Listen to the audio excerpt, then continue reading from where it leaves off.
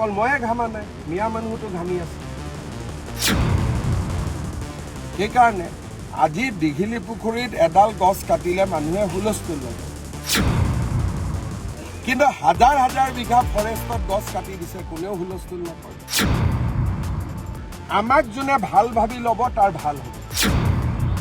সকলোৱে ছাৰ মিয়া প্ৰেম এটাত নামি পৰা দেখা গৈছে, কি মিয়াৰ ভোটখিনি টাৰ্গেট নেকি আচলতে? একচুৱেলি মিয়াক মৰম কৰাত কোনো বাধা নাই। মইতো নিযুত মইনা দিছোঁ, মইতো অৰুণোদয় দিছোঁ, কিন্তু সকলোকে ভাল ৰাস্তা দেখুৱাটো আমাৰ দায়িত্ব।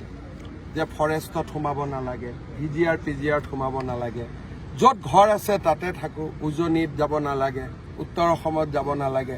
এতিয়া শিলচৰৰ পৰা লখিমপুৰত যোৱাটো কোনো দৰকাৰ নাই। আমাৰতো অসমীয়া মানুহ কেতিয়াও নাহে, চাকৰি সূত্ৰ আহিলে ভাড়া ঘৰ লৈ গুচি যায়। গতিকে সকলোকে ভাল কথা শিকাব লাগে। এই এভিকশ্যনে মানুহক ভাল কথা শিকাই আছে যে হয়, ধুবুৰীতো এভিকশ্যন হোৱা নাই, গোৱালপাৰাতো হোৱা নাই, ফৰেষ্টতহে হৈছে, ৰেভিনিউটো ক'তো হোৱা নাই, চৰততো এভিকশ্যন হোৱা নাই।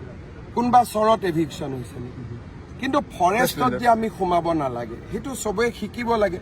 কাৰণ ফৰেষ্ট কটাৰ কাৰণেতো এতিয়া ইমান গৰমত আমি চবেই ঘামি আছোঁ।